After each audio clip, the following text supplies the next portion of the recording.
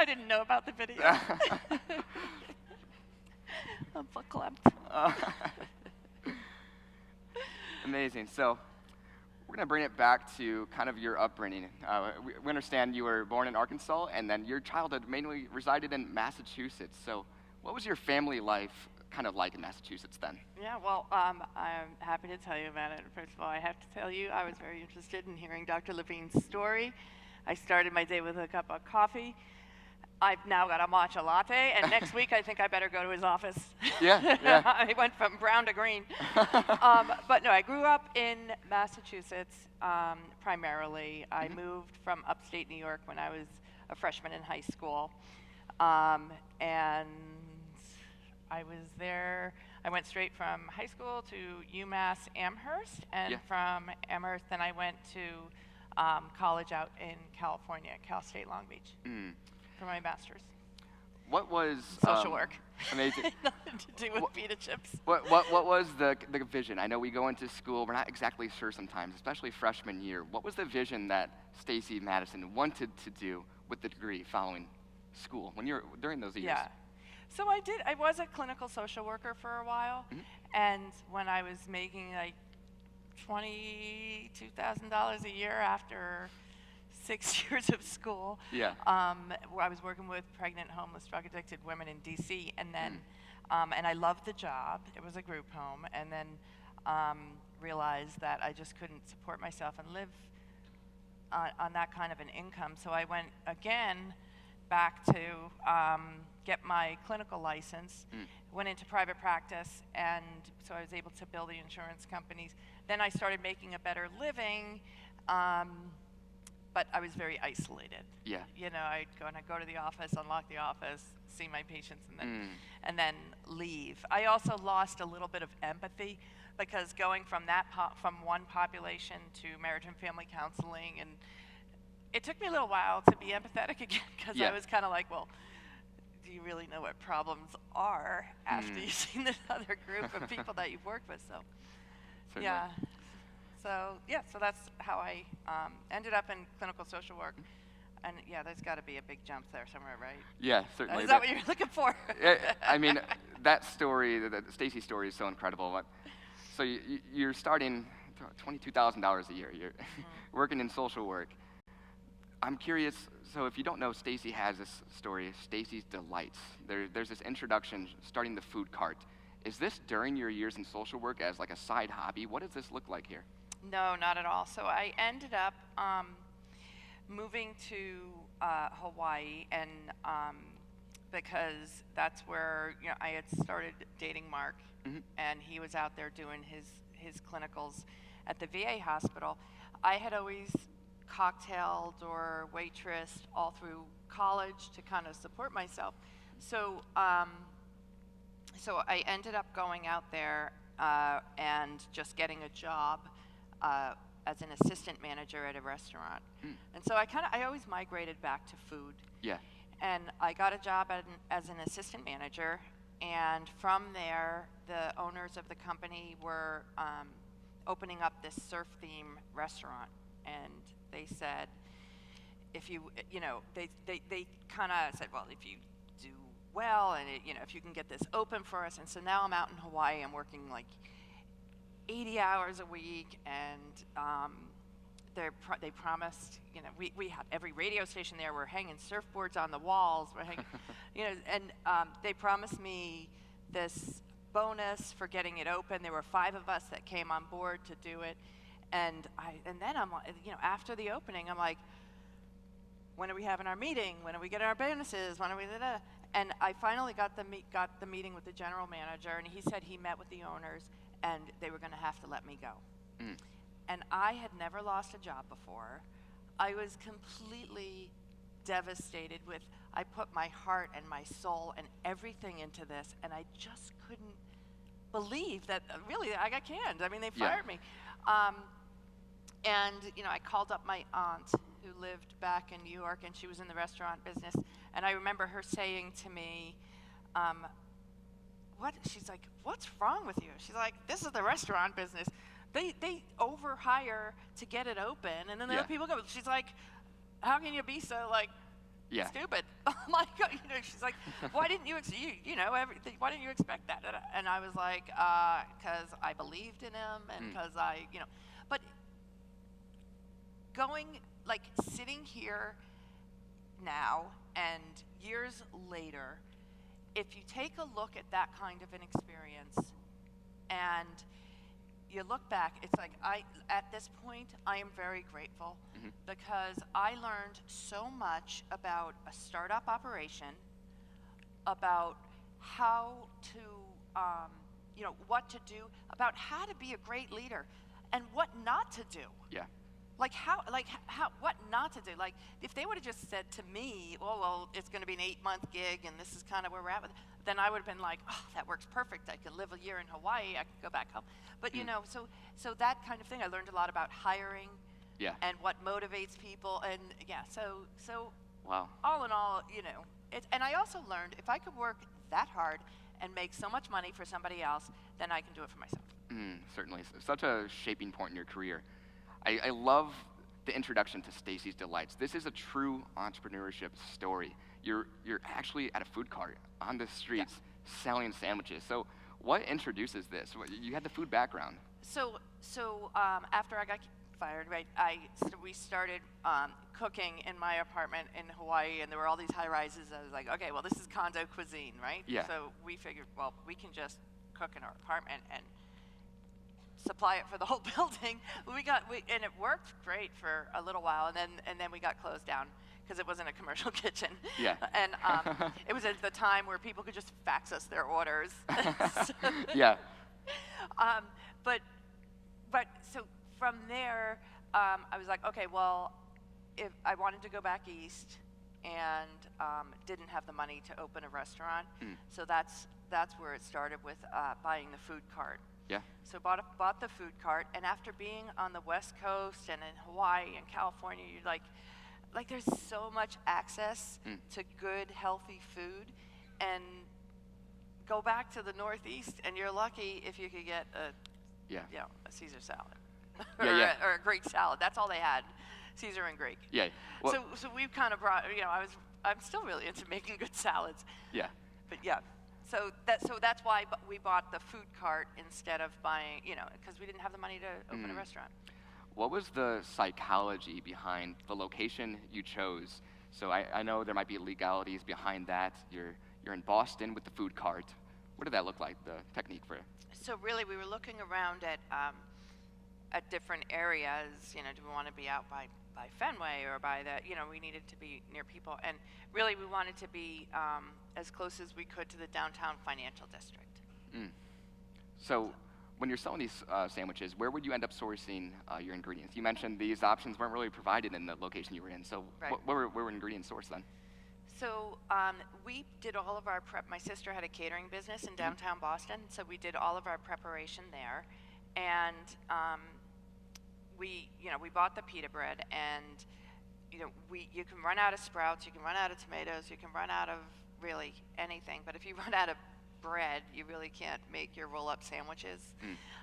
So we over-inventoried on bread, so we always had leftover at the end of the day. Yeah. And that's where the idea of the pizza, what are we going to do with this bread? It's still nice and fresh, but it's not able, the elasticity of the pita bread, the second day doesn't roll the same as when it's fresh out of the oven. So that's why we ended up, cutting it up, baking it into different flavored chips, and giving them away for free to people standing in line. I love that. Come the winter months, it gets a little chilly out there. Yeah. So it's amazing. yeah. That's one of my favorite parts of the story there is the incentive strategy. You had so much demand for the sandwiches in the cart. People are waiting in line, but how do you retain a customer if you have a product or a service? And the strategy of utilizing your resources, even when it might be expired the next day, the next week, etc. You were pressing the pita bread used for these sandwiches and turning them into chips. What did that introduction look like? How did the customers react? I mean, the customers loved them. They were like, can we get a bag? I'm having a party. I love to use it with the hummus, blah, blah, blah, blah, blah. But to go back to your sourcing question, as we grew larger with the pita chip company, one of the things that was a key turning point was when we started to make our own bread. So we had, like, in the beginning, you know, we would, like, pita bread is a very artesian kind of product. And there were like little places here and another one in this town and that town. And then we started sourcing it. We were like, every little place across the country. Then we went to Canada. Wow. And we were like bringing it in from Canada. And it becomes very hard to control your raw ingredient when, you know, this one's crumbly and this one's stretchy and there's a big loaf and a small loaf. And, you know, so a key turning point was when we started to make our own bread. Wow.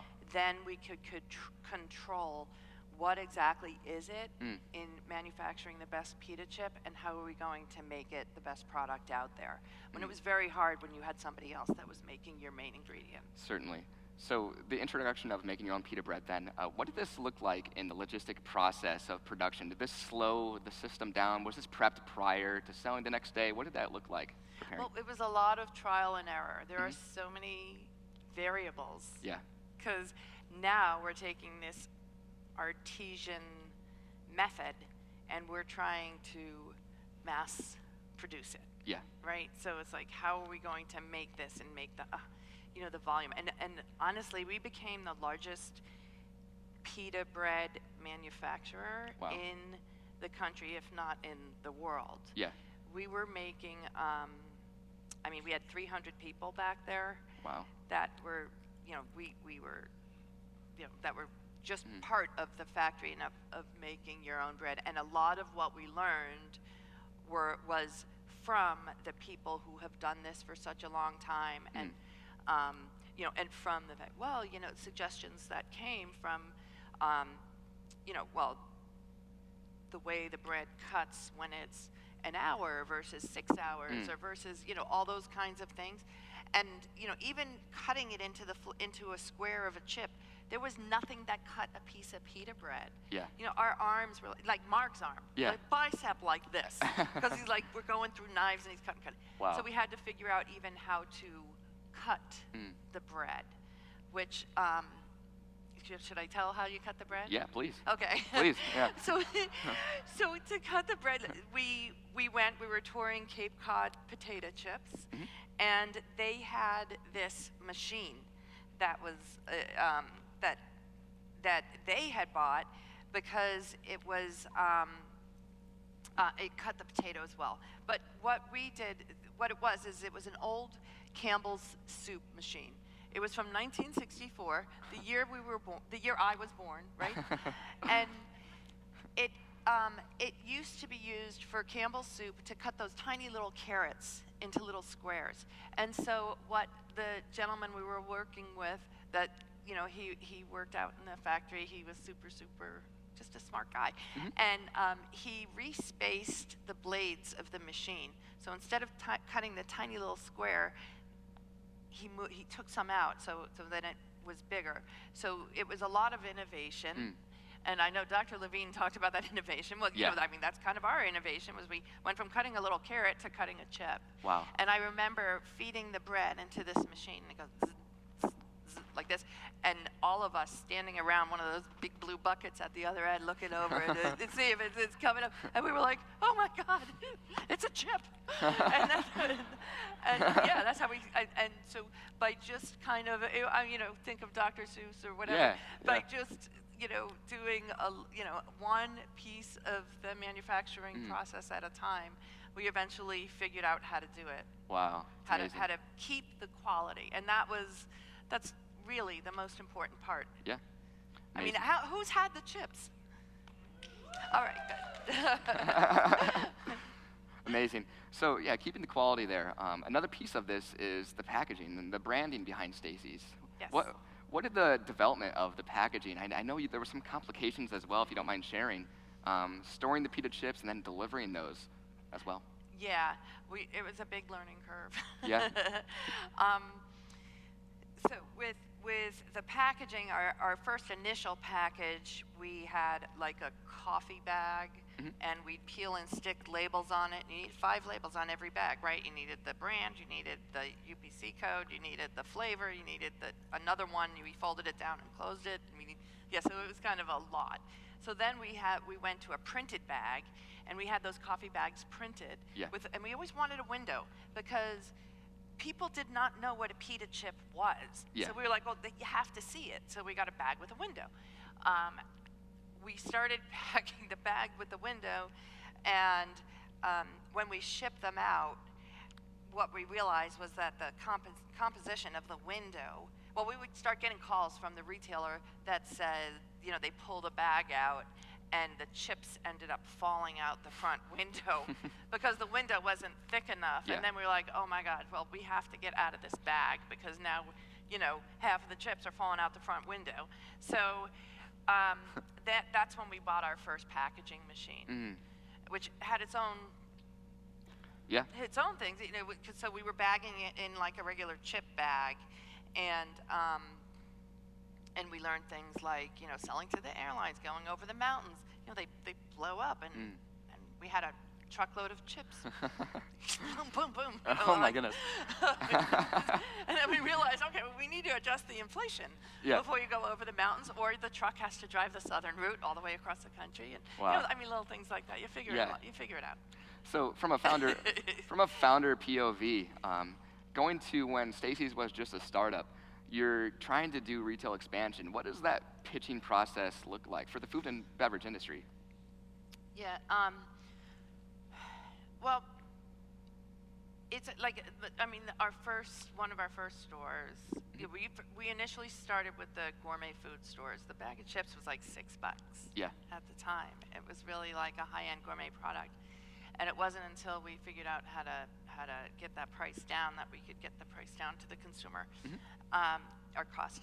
So we started out in gourmet, and then I literally went into what was then Bread and Circus. So before Whole Foods was Whole Foods, they had they had all these independent retailers, Whole Foods, Wild Oats, Bread and Circus, Wild Harvest, all these little stores, and then Whole Foods bought them all and became Whole Foods. So we really were a part, and we were one of the products that were in there, because I walked into the store and I'm like, hi, I'm Stacy, this is my bag of chips, and you want to try them? And that's really how the first pitch went. Yeah. And then the manager of that store brought them to corporate, and then so they were in 6 stores, and really a lot of that bootstrapping in the very beginning. It's a little bit different. The whole grocery industry has changed now. Yeah. So it's very different. We also didn't have social media. Yeah. We had a website. Yeah. Certainly. We had a fax machine. Yeah. It's interesting. I'll never forget our first order. I don't think really? I told you this before. Our first order that came in, like our first big order. Yeah. Came in. Somebody faxed over an order. And it was at the time I was in an apartment, and the fax machine in the office was on the 3rd floor, and we got a call because a pipe burst in the apartment, and literally I walked in, and this pipe had burst, and there was water that was flowing like down the steps into the basement, like a foot of water in the basement, and through this all we hear beep. And the fax machine going off on. Now we got the fire trucks and they all charging up the stairs. We got an order. Oh my and goodness. Our first order comes off the fax machine, which by the way was COD, and they never paid. Wow. Wow. It came up, and that was our first order, and it didn't matter that the house was falling down around us. Yeah. We were like, oh my goodness. Order. Oh my goodness. You mentioned the marketing there. I'm curious. Food and beverage product, that's typically preferenced off of taste. How did you market? You said social media wasn't existing then. Was it a lot of sampling? Sampling, yeah. Yeah. Sample. So the retailers, especially with a product that people don't know what it is, and and even with the branding and the growth of the branding, the first bag started out with like a little Stacy's and a big word Pita chips, so that people would know what it was. And then as the brand grew, the word Pita chips got smaller and the brand Stacy's got larger. So you'll see even on the bag today. Amazing. Yeah, the Stacy's is, there's more branding, and well, now people know what a Pita chip is. Awesome. So building the company in the early stages, a lot of businesses out here can also resonate with this. What were some of the crucial hires that resulted in some of the quick success and the expansion of Stacy's? Well, I mean, one of the crucial hires, interns. Yeah. Really, interns. We are in Boston, and there are so many universities there between like Babson and Northeastern, and so we were able to develop really get a lot of support from the university. So interns were critical to the business, and a lot of the interns that were with us, we ended up hiring, and so we had the interns, also family. Yeah. And so we had, I mean, my brother, who was a clinical psychologist, was like, we were like, if you ever want to sell pita chips, and he figured, he dove in right in, because he's like, he hadn't started his family yet, and he's like, if ever there's a time for me to do this, it's probably now. He had lowest risk, so he came on board. And then, right now, I mean, Marin was integral. So Marin is the COO, the Chief Operating Officer of our current BeBOLD, of our current company. Well, she started with us right in the very beginning at the Pita Chip Company, and she's a food scientist, and she helped us with a lot of the development of the chips and overseeing a lot, working with operations and my brother and all that. So amazing. Yeah. So with quick success, rapid success with Stacy's over time, the acquisition comes in around 2006. I know it's a self-named brand. What is that emotional from a founder POV? Like when you see something like an offer like this coming in, like what did you feel when you first started talking about selling? So when we built the company, I mean, we never intended on selling. Yeah. And unlike a lot of the business school strategy now, like we never had an exit strategy. Yeah. We never, and I mean, in my opinion, I always feel like if you are focusing on the exit, that you lose sight of what you're doing now, and it may, if you're building a company to sell, you may have a different path than if you're just building a company to get larger, to make a living, to build the brand. Yeah. So all of those are different ways, and so people are like, oh, well, did you have an exit strategy? I'm like, I don't even know what an exit strategy was. So I don't remember. What's the question? So what's the, yeah. Sorry. No, that's a good follow-up. As a founder POV, like a self-named brand, Stacy's, like this is you built it from the food cart. It's such an emotional connection. What did you feel? When we sold. Yeah. Oh, yeah. Well, there was a point where we started getting approached by the 5 largest food conglomerates in the world. And it's at that point where we got together a team of, accountants and lawyers and investment bankers. And, we interviewed people like just to really, the importance of that team. We had a sign on the front of the thing that said no ties allowed. So it's funny because, all these investment bankers came walking up to the door of the factory and they're reading it. And they're like, oh my God, like, what do we do? What do we do? Like, take out the tie. We were like well, they're all out in the parking lot taking off their ties and everything. But you really had to find that team that works, that we really clicked with, and we did find that. And so when we sold, for me, it was, obviously exciting because it was a major change in. I didn't have to scratch for quarters to do laundry anymore. And you're like, well, can I do this? Can I go to Europe? Can I go to, all these things? I'm like, oh, well, I guess I can, So it was really a major financial change. So that part of it is exciting,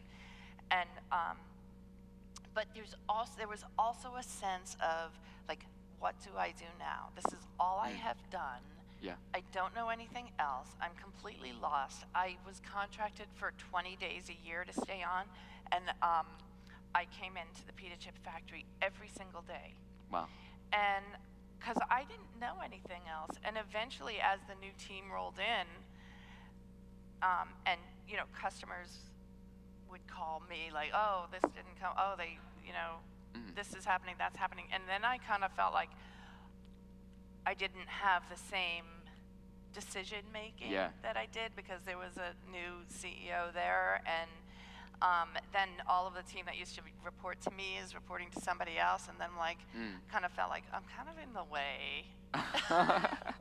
I get really, I was like, what am I doing? And I ended up not finishing, going and traveling a little, and then not finishing my contract. But now I'm still involved with the Stacy's Rise project because it's so different in the business that we had and working for Pepsi or Frito. Yeah. Because a lot of the people that are there have been there for 20 years, and one of the reasons they're there for 20 years is that every 2 years they kind of get a new job. So they kind of get a new company that they're working, a new position, and so they have a very long retention of people. But I don't know that method is what's best for a small brand. Yeah. Like, an incubator kind of thing for Stacy's. So they fumbled a little along the way, and I was kind of like, there's, the new CEO, there's a new Stacy, and I'm like, and I was really, it was really, really hard. But then 2 years later, I went through it for the first 2 years. Then 2 years later, there's a new team. They're like, oh my God, we're so happy to meet you. Will you come over? Will you come to dinner? Okay. Wow. And so then I came to dinner, and then 2 years later, there's a new team. I'm like, Wow. oh my God. And, Yeah. and I realized, you know what, I got to take a step back. Yeah. And for just what it is. And now it's like I volunteer my time. The Stacy's Rise program helps women rise and female entrepreneurs, and I can do that. That's the kind of program that I would have loved to have done had I had the opportunity to do it. So it's, like in a lot better and a lot different place. That's amazing. It's kind of a long answer. No, that's perfect. Sorry. Well, the Rise Project, was that, I know you are a spokeswoman for Stacy's, was that presented by yourself, or did the company come to you and ask you to take part? So that was one of the things that they came up with and asked me to, they're like, can you just, give us like a little video in the beginning or and so I eventually got a little bit more involved, and anything that they need, they know. Yeah, I'll do amazing. it. So It's still my, my heart, of course. my soul, my firstborn. Of course. So I know you have such a strong entrepreneurial spirit. You took a small break following Stacy's, and then you couldn't stop. You went to BeBOLD bars, and I know there's a venture prior to that as well. And can you kind of explain the establishment and what encouraged you to get back into another startup? Yeah. So after that, I wanted to have a business. You're kind of lost, right? And whenever you're lost or you don't know, and I know right out of college, everybody has gone through. If I can save you a little time here. Yeah. When you graduate, what do I want to do? What am I going to do with my life? Well, first of all, you're going to change jobs more than once. Yeah. And take a step back and say, well, what do I want? What is it that I love about my atmosphere? What do I want my world to look like? What do I love to do? And start with your surroundings and that place. And that's what's going to get you to where you are. Because look, I was all the way, I sold this company, and then here I am, I'm feeling just like when I got out of college. Yeah. Like, now what the hell am I going to do? Right? And, other than raise my children. Yeah. But, so that's why I opened the juice bar. I opened Stacy's Juice Bar. It was, and the qualities when I opened it were, I didn't want to be more than 5 minutes away from my house. I wanted to make healthy food and smoothies and juices, and it's kind of like a glorified food cart. Yeah. In sort of. And one of the things that we were making there were these bars where we would just take nut butters and we would just put in the mixer, and we would mix that nut butters and oats and a little bit of chia and wildflower, honey, maple. Sometimes we put a few little gluten-free, dairy-free chocolate chips in there. And so we would mix it, we would press it, and then we would just hand pack them. Yeah. And that is the way that BeBOLD bars started. Very similar to the Pita chips, right? but they're, and important that they always start with taste. Yeah. They tasted great, and people would buy one, and then like, oh, I'm gonna have one now. I'm gonna have one for later. I'm gonna, and then they were like, okay, well, I'll buy a pack of 8 instead. And so we sold a crazy amount of bars and so then we're like, well, if ever I was to do it again, this would be it. So we launched the month before COVID. Amazing. So yeah, the attendees all have BeBOLD bars actually here. So good. it's amazing they get to try those. So Very good. as we wrap up, how would you explain that BeBOLD differs from other energy bars, protein bars? I know it's in the refrigerated category actually at the retail. Yes, they are in the refrigerator. It keeps the best integrity of the bar. Although for a couple of weeks they're fine outside of the refrigerator. And I mean that is the differentiator is taste. I can't even tell you. I'm a veteran in the natural food business. I go to trade shows and all of this. I can't even tell you how many bars I've spit out more than I've tried. Yeah. I've spit more than I swallowed in the bar category. I should probably not go there.